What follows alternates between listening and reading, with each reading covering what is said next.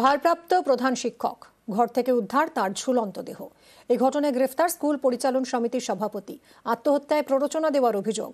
মুর্শিদাবাদের রানীনগরের ঘটনা। অভিযোগ, ভারপ্রাপ্ত প্রধান শিক্ষকের উপর মানসিক চাপ তৈরি করে স্কুল পরিচালন সমিতি, আর তার জেরেই আত্মহত্যা শিক্ষকের। মানতে নারাজ স্কুল পরিচালন সমিতির সভাপতি।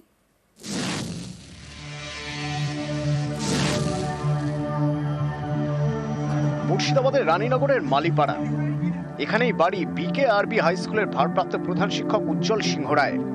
মঙ্গলবার সকালে বাড়ি থেকে তার ঝুলন্ত দেহ উদ্ধার হয়। আত্মহত্যায় প্ররোচনা দেওয়ার অভিযোগ তোলে শিক্ষকের পরিবার। রানীনগর থানায় অভিযোগ জানানো হয়। এরপর বুধবার রাতে গ্রেপ্তার করা হয় স্কুল পরিচালন সমিতির সভাপতি আয়নাল হককে।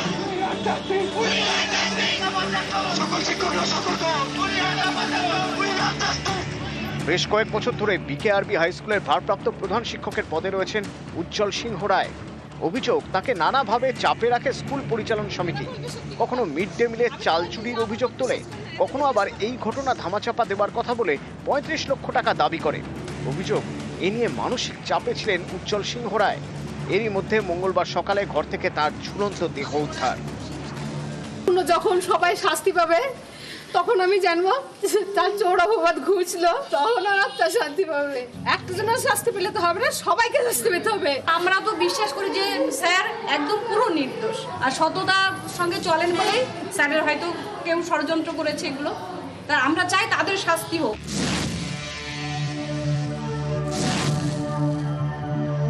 এটা সম্পূর্ণ মিথ্যা এবং ভিত্তিহীন। কেননা যদি ম্যানেজিং কমিটি তাকে ব্যক্তিগতভাবে কোনো চাপ দিত তাহলে তারা FIR করতে পারতো।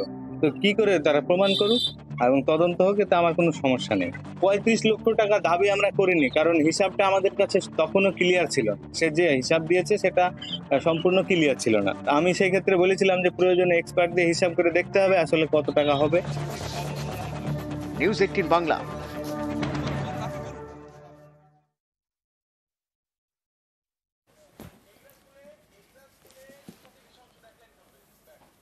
আর এবার দেখুন নেগ্রার স্কুলে শিক্ষকের নৃশংসতা কোন পর্যায়ে, কি অভিযোগ।